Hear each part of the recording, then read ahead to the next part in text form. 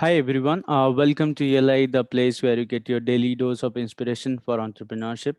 And today we have with us Mr. Arun Poojari, co-founder of Cashinvoice, a digital invoice marketplace designed to unlock trapped cash in supply chain. Hi Arun, welcome to ELI. Thanks, Priya. So before we go ahead with the questions, why don't you introduce yourself to our audience, please? Yeah, sure. I'm Arun Poojari, 16, 17 years of corporate banking experience. I started my career with Pidilite Industries, then changed into banking sector, joined ICICI Bank in 2004. And since then, have been working with three, four banks, moved on to Fullerton. 2017, I joined Tata Group as a founding member for their NBFC business, part of Tata Capital. So I was there till 2018. So in last 12 years, I managed supply chain, mid and emerging businesses. And 2018 December, we formed Cashinvoice. Okay. Uh, we will talk about cash on invoice. Before that, can you help us understand what is trapped cash in a supply chain? Yeah. So I think trapped is a bit of a negative word. So the right word would be to unlock uh, the money which has got stuck in terms of receivables or payables. So that's the right way of putting it up. So what we believe the essence of the entire business model is the supplier or maybe the seller primarily. So rightfully, as in that is their own money, which rightfully they own it, and everyone has a right to get that money on time, and the market circumstances are such primarily probably where the cash flow gets impacted and it really hits your working capital, and that is where cash invoice comes into picture, and we ensure all the stakeholders, let it be seller or a buyer, we have an ambiguous situation or solution coming in when all the stakeholders would get the money on time. So just to ensuring everyone has the money for their own businesses, rightfully their own money, getting it on time at the right cost. So that is the mission or the journey which we have started embarking on. Okay. So if I may oversimplify it, it is a invoice loan or maybe receivable financing kind of setup.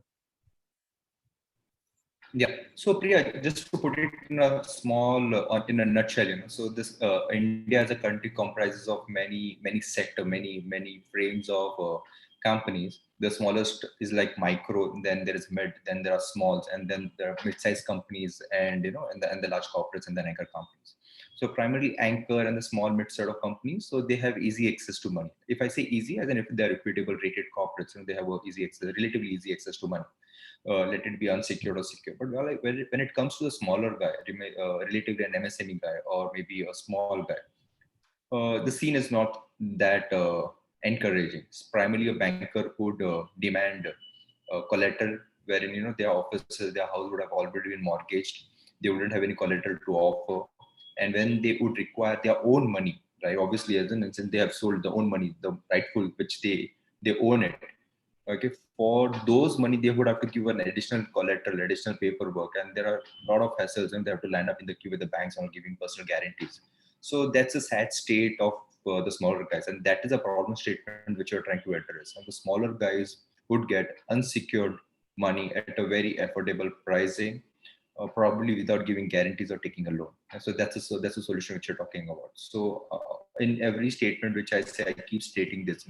This rightfully their money, and they should not be struggling to get their own money back in the system. Talking from a customer's point of view, let's say I am a customer who wants a loan, unsecured loan. What are the different steps that I have to go through to avail a loan from your platform? So Cashinvoice is a marketplace, Priya. So we are simple. So the entire network is created digitally. So before, like for example, if Priya is a customer and he wants to avail a loan, so we work in a particular ecosystem, and Priya happens to be a part of an ecosystem wherein we are present. He wouldn't have to give any documents. All he has to give us is a consent. He has to come on a platform. There are 3 steps journey where he has to give a concept, and end of the third step it will be very clear either we are accepting or rejecting the entire proposal. Okay. So the And entire journey, otherwise, so otherwise, primarily, what a particular customer would be required to do, would, queue up in a bank, give them a statements, and maybe a truckload of paperwork, plus a collateral details, plus a personal guarantee. So that's a typical 30 to 60 days of cycle which a particular customer would have to undergo. Let us not even talk about the pain and the trauma which the entire experience will give it to them, and then the stress of getting money on time. Getting money on time is the biggest element from a problem statement perspective. And what we intend to service is 3 minutes step, 3 minutes the entire course it's completed, and in another couple of hours the money hits their account. okay, fair enough. Can you help us understand how do you decide whether to give a loan to a party or not? Yeah. So decision is system based. So what we have done is we have bracketed more than 450 variables through a digital scorecard, wherein people gets attributed. Now there would be some customers who would be falling in the top rung bucket. There would be some customers who would be medium term. There would be some customer who would be in the last bucket. But the most important point is to understand how the market is behaving. Like for example, have you provisioned for COVID? Like COVID was a scenario where nothing was happening in the market. Now if you talk about track records, if you talk about repayments, obviously this would be a scenario where most of the people would have got impacted, right? But we are cognizant of that fact, as these are something which is very much a part of our society, and we have imbibed that in our scoring module per se. So most of the guys, as in possibly who's linked to a particular ecosystem, with risk without, unless they have been defaulters in the market per se. Okay, so everyone would have an option with cash invoice.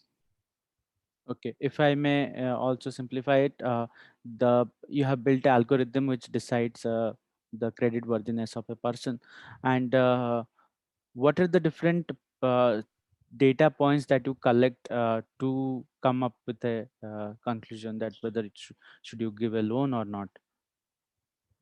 Yeah, very interesting question, Priya. Uh, so traditionally, what one looks at it, and when you looks at a credit worthiness of any business per se, is their track record, bank statements, balance sheet, auditors reports, reference checks. So these are some elements which one would do traditionally, which takes 30 to 60 days of time, and which, as I did mention, truckload of papers, right? What we intend to do is very similar with an alternative channel of information coming in. Like we take their bureau consent, we take their GST consent, we take their bank statement consent. So through this consent, automatically, with this, the framework which government has built up of lately, so all the information flows into our system, and when it happens in a very seamless manner, the experience which a customer has is absolutely painless. And the beauty is, another 3 minutes you get a sanction, and another couple of hours you get the money. So that's the beauty. When you require that money, their own money, they would be getting in a couple of hours. What is the current scale of operation? Current scale, last year we did around 2,000 crores of disbursement. This year we are targeting between 5 to 10,000 crores of disbursement happening. But more than the scale, what is important, what are we trying to create and the framework which you are trying to create. So this year and the next year, primarily we'll see maybe a quantum jump, which is like 3x or 2x sort of jump happening. But post that, which is going to be a fourth year, we'll see a quantum jump. We're talking about 10x jump. That is where the entire infrastructure, the built up, the experience, everything would be ready, and then we'll be talking about scale up. So what we intend to do is we intend to become a largest marketplace in India for the suppliers, which is on the payable side, getting down to the receivable side, which is their distributors and the retailers. So any guys who's a businessman, either he's a supplier or either he's a seller or a buyer, right? So we have a solution for all the trading community and the manufacturing community. So any guy which is linked to an ecosystem comes on cash invoice, uh, irrespectively as in what domain they follow, then they will have a solution from cash invoice coming in, a trustworthy solution at a very economical price. Now take us through the evolution of this platform. Tell us about what was the initial idea on which we started. So initial, so I'll just different. Okay, so you're talking about how the entrepreneurial journey started, right? Yes, yes. So in a kind, I was always an entrepreneur. Like while I was a part of the corporate whom I've been working with. So good 15 years of work experience, which I had starting with Pidilite, ICC Bank, and Tata Capital. So most of the places it was always about taking initiatives, putting up something. Like Tata Capital was an NBFC when while the entire team was there, no? And we were working in a domain of a bank. Working capital is a banking domain, but we created the entire infrastructure in a way wherein domain of a bank NBFC stood and become a market leader. Okay, so when I discussed this particular concept, my colleague from ISB, he told me that it's called intrapreneur. So there is something, an employee working like an entrepreneur in a company is called intrapreneur. I said, okay, I heard it. Okay, but eventually it was always there, and by the time 2018 came about, we thought it's time to do something of our own, wherein the benefit, which is limited to a single banking or single NBFC approach, and probably could be passed on to the entire community, entire ecosystem per se. So it has a very powerful offering. Just imagine, the smallest of the guy, the biggest of the guy, everyone has a cash flow pain point, right? And specifically with Indian market per se, where a good 50 to 60% of the entire business community belongs to small and medium enterprises. The idea was, can we reach out to them, to the last leg of the chain, and give them that benefit, whatever they are supposed to receive, which is their own money, and they should get it without any hinge or without any follow-ups. So that was a very powerful sort of belief which we thought which we carried, and we thought we could deliver, and that is the reason this Cashinvoice has been formed. Okay. And speaking about the platform, tell us how did the minimum viable product, the one you launched to the market for the first time, look like, and how did you onboard the first set of customers?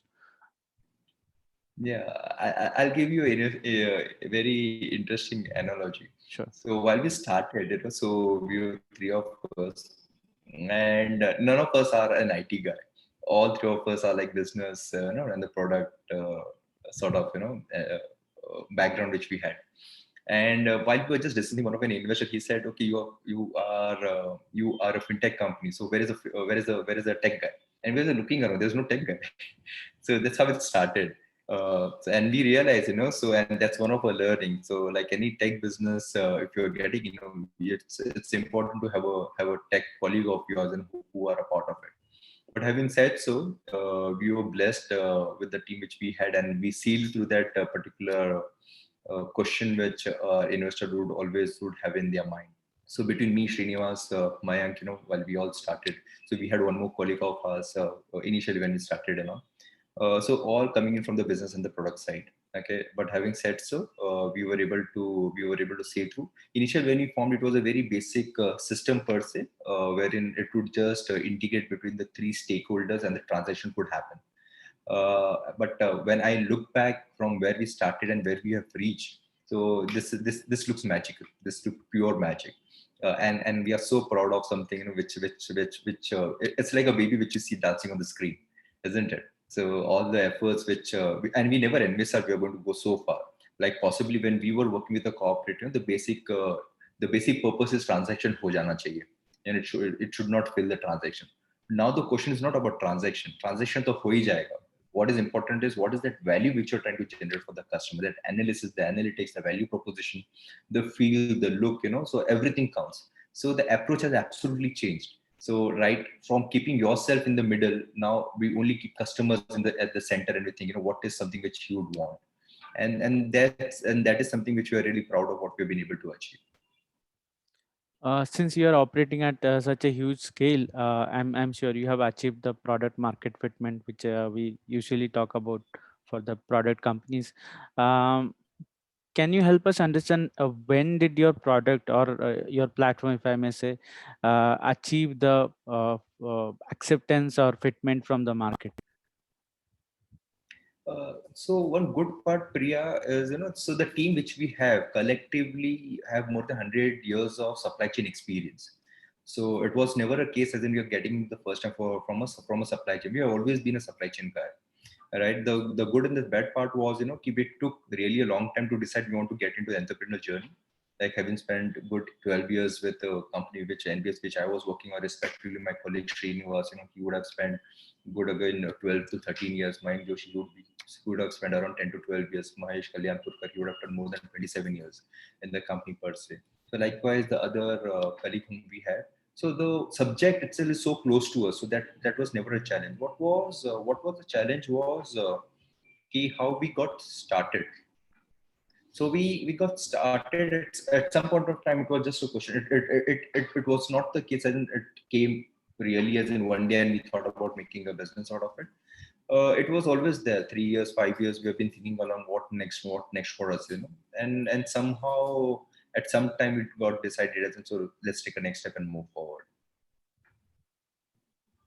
Uh, Tell us about your team. How did you find and recruit your first set of people to build this venture? You can start with your co-founders. So my colleague Srinivas and I go long back. Now my second job, which was in ICCI Bank, and his first job in ICL, that is way back to 2004. That is where we met. And since there, coincidentally, we have been working together. Like for example, from ICCI, we moved on to Fullerton. Fullerton, again, he was my colleague. So from Fullerton, then I moved on to Tata Capital, and he was also a part of Tata Capital. Then from Tata Capital, I stayed on to Tata Capital. He moved on to Axis Bank, and before that, he was with Stanchart. So like I know him for like good 15, 16 years now. Mayank Joshi, the other colleague, I know him for like good 8 to 9 years. So it's all family, as in, so maybe the Mahesh Kalyanpur, I know him for like good 10 years. So we were all connected through Tata Capital. Srinivas and go much beyond much before Tata Capital. So the good part is we know each other for so long. It does not feel like we are working somewhere else, or it's the same team whom we have been interacting and working, while we were while we were doing a job. And here also we are trying to work out something, but it's all in the family. Okay. Yeah, And the good part would be, possibly they entrusted as in the journey which we have started. So they believed, yes, we would be able to do it. Like when we set up this proposition, let's go out and do something of our own. So everyone believed, okay, we have something, and we would be able to pull it up, and that has come true. So that is something, probably we believed in each other, and we took that call. what about other teammates? I think on LinkedIn I can see you have around 16 employees of the company. Can you help us understand how did you find each of them, and what is the criteria that you take someone through while adding them to your team? Yeah, so I need to check, who are the 8 guys who have not updated, and so we are 25 now.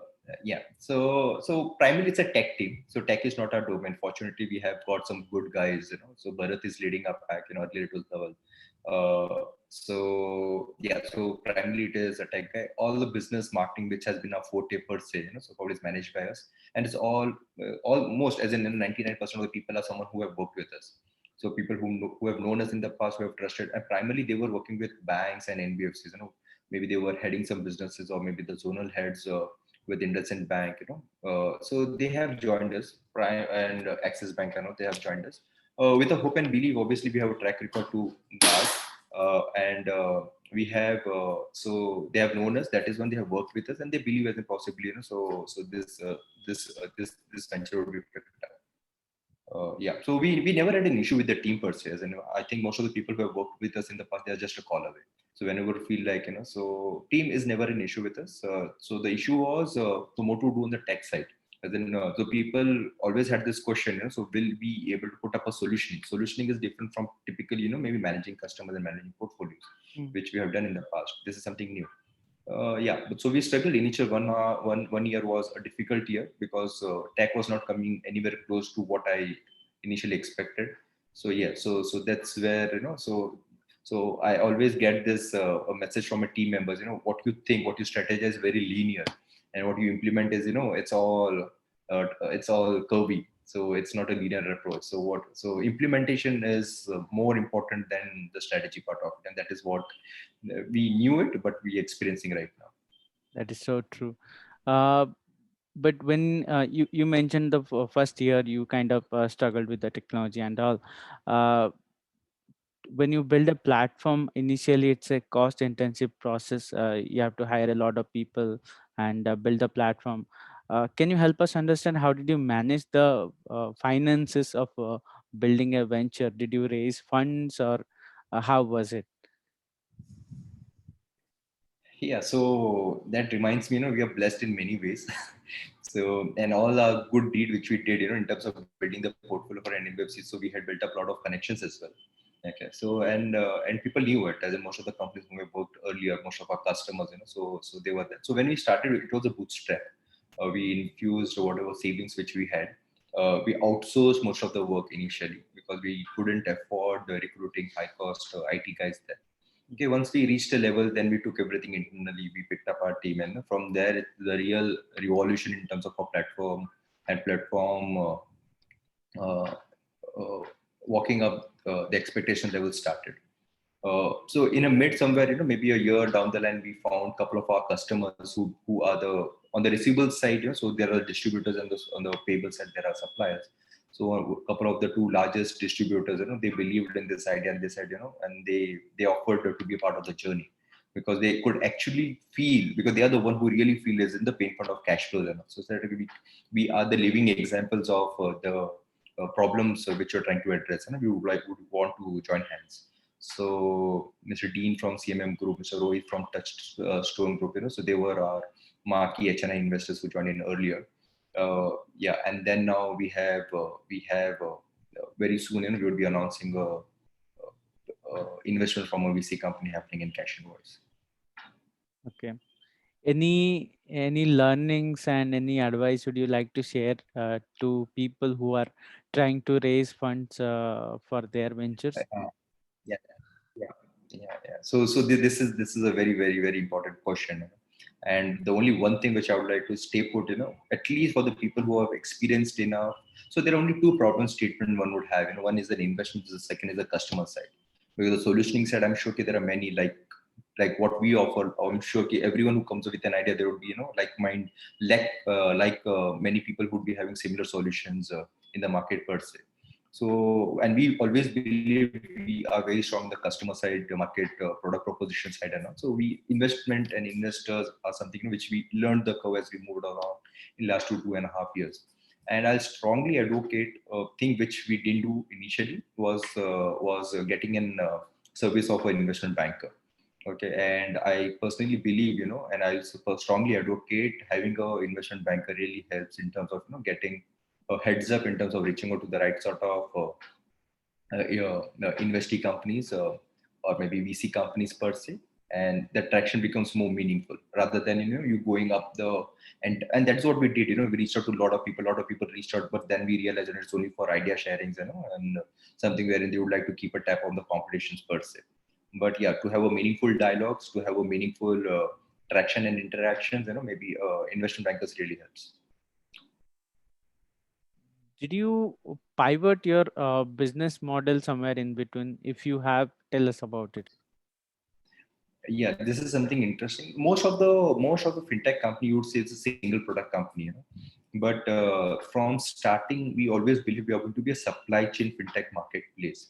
When a supply chain is a very broad concept, it goes from the procurement, then to the distributor, and then to the retailer. So in itself there are three products which is a mainline products per se, and then obviously there are peripherals and other smaller products in surrounding in and out. And we always had this question, whether you want to be a single product company or you would want to be a supply chain financing marketplace per se. The logic and our well-wishers always told us, probably you should be a single product company. But we always deterred that feeling, and we always believe the most critical part in supply chain is your anchor. And once you get into that anchor relationship, if you're not offering the entire solution which possibly one would require, you are just wasting that pricely customer which you have got on board. Right. So, and that is where we kept to our belief and we retained our strategy. We never changed what our thought process was and what we learned in last 15 years of our working experience with our respective NBFCs and all, and that is paying off. So today, what we see, so the primary what I'm trying to say is, so there are multiple business approaches, and you should just go by what you believe is right, and that is something which is paying us off big time. Okay. Can you tell us about some of the metrics that you track as a organization to know which direction are you headed, and if the improvements are happening periodically? Yeah. So those are basic matrices. Like for example, you track about the throughput which is happening, which is the turnover, then you track about the revenue part of it. But barring that, so there are some principles which we believe in. Like for example, we track from the date of contact to the date of conversion. So there is a thumb rule which we believe. So either you get converted in 2 months time, possibly there is no point, following up with a customer. So any of our RMs in the sales RMs, we have this 2 months principle. So any customer whom we touch with needs to be converted within 2 months of time, and help and they have to work reverse, reach out to the right people, but make ensure that within maximum 2 months of time the conversions are happening. That is one. The second parameters which we follow is there is a belief about the life cycle of a customer, like in supply chain per se, since we're talking about ecosystem. Now, when I say supply chain, like for example, Unilever. Now, when I convert a Unilever, the business has not come to me. The real business will come to me when their suppliers, their dealers, their retailers. So these are the one who would circle back, and so these are the customers whom I really address. So a particular shelf life or a life cycle of an anchor really gets stabilized within 12 to 18 months. So that's the journey. So once you enter an anchor, 18 months is the time wherein it will really reach a particular. But our idea is can we do it in 6 months? Okay, and maybe going forward it will become 4 months, because we're talking about digital journey. Nothing stops us from reaching to the last, the smallest, like on day one rather. So traditionally it used to take time. You need to have so many manpower, the multiples of the locations per se to reach out to them, and then those traditional journey. Now with us, 2 months of conversion, day one reaching out to all the participants, and 4 months, can we just chew out all the juices which are available. So that's the whole. So these are the different parameters from a strategy perspective. So the idea is to have a lean team and to make most of the most and to make most by using the digital part of it. And the normal metrics are like from a financial perspective that remains strong. Any sort of growth hacks that you have uncovered during your journey, so that you can acquire customers very fast with less amount of resources? So in the first year we did a throughput of around 120 crores. Okay, with maybe one or two customers, anchor customers I'm referring to. Mm. In the second year, we did around 2,000 crores. Okay, from 100 crores of throughput, we had a 20x jump in terms of our journey. And what we have witnessed is two COVID cycles. So primarily in my life, before we got into the entrepreneurial journey, I have seen two cycles, wherein 2004 and 2008, I suppose, wherein the market had really slowed down, and then the market crashed. So, but in last 2 years, I've seen two COVID cycles, and primarily where we have seen there's absolutely no businesses happening, and then how to turn around. Between the two COVID seasons per se and the market per se, we have seen 20x jump. So this year, primarily again, we started on a COVID note, but now things have really picked up. So we are looking at. So what I'm trying to tell you is, see, these are all experiences. So what we have seen, what used to happen in 20 years and 10 years is happening in 10 months. What used to happen like every 4 years and 5 years, we used to see a slowdown in the market. It's happening every fourth month. Okay, so that's how dynamic the market has become. Okay, with all this learning, digitalization has really impacted. It has become a way of life, and people have really accepted it. So now those initial issues of reach, maybe the papers, those are getting addressed. And I sincerely believe this particular value proposition is a real killer. And maybe another 2 years and 3 years, we'll see a huge, maybe one of the supply chain players, possibly will become a unicorn. What are the different challenges that you have faced as a company or as a platform? As a company, I would say we have always been working with big NBFCs and banks, where you have always have a backing, and you have a chance to fail, right? Here, when you are on your own and you have limited budget and limited purse to dig in, so a chance to experiment, or maybe try to do something innovative or really different from which has never which happened in the market per se, was very limited. So that was the biggest constraint which we started with. Okay, barring that, and obviously the tech side of it, possibly initial days we had really struggled to get the right sort of piece on the board to create a really value proposition from a tech perspective. So So barring those two part, I don't think so. Probably we faced any issue per se. The biggest issue, yeah. So from a human side, would be to have patience, right? So at times you just not know what to do, but having patience is the key. And then you have to just trust yourself and trust something good is going to be happening around the corner, and just back your intuition. Yeah. So because 3 years, 3 months, absolutely no business happening, all the manufacturing being shut, there is no trading which is happening, and we only survive when the trading happens in the market, right? So it's just like having patience, trust yourself, give a lot of motivation or pep talk to the team, giving them hope. Yeah, and inside also you'll be reassuring yourself, yeah, there would be a sun tomorrow. Speaking of patience, can you help us understand how do you stay patient throughout your entrepreneurial journey? Also, what I'm asking here is, you'll have to be consistent and energetic throughout your journey as an entrepreneur. But there are some times when you may feel tired, restless, or not able to focus. How do you manage such situations? uh, Tiredness was never there. It was never. I was always like, not even me. My co-teamers, my colleagues, my co-founders, and my other colleagues. So, yeah, we have each other backing. So that was never an issue. But yeah, always I remember in my last job, one of my colleagues used to tell me always be like a duck, very stale, calm from the dump, and downwards you keep paddling. So no one should see, what sort of effort, what sort of paddling happens, but what people should see is your calmness, your posture.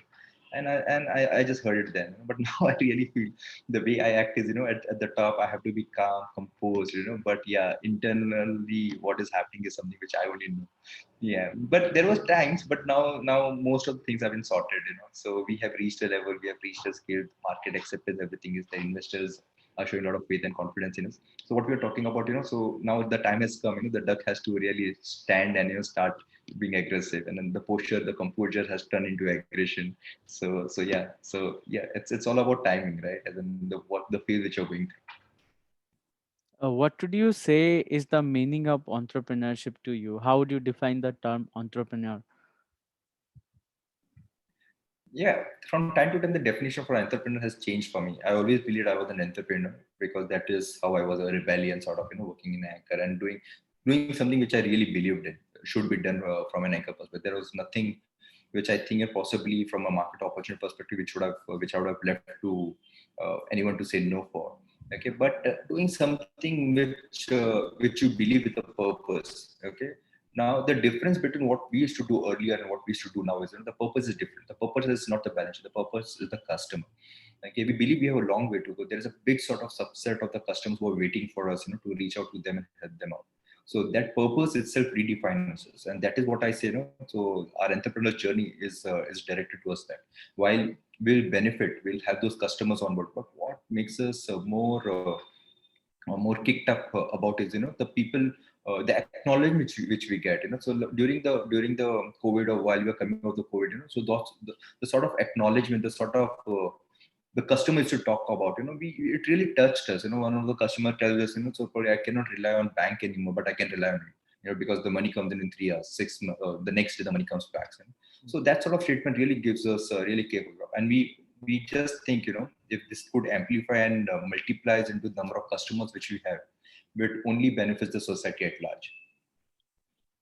Okay. Finally, this is my last question.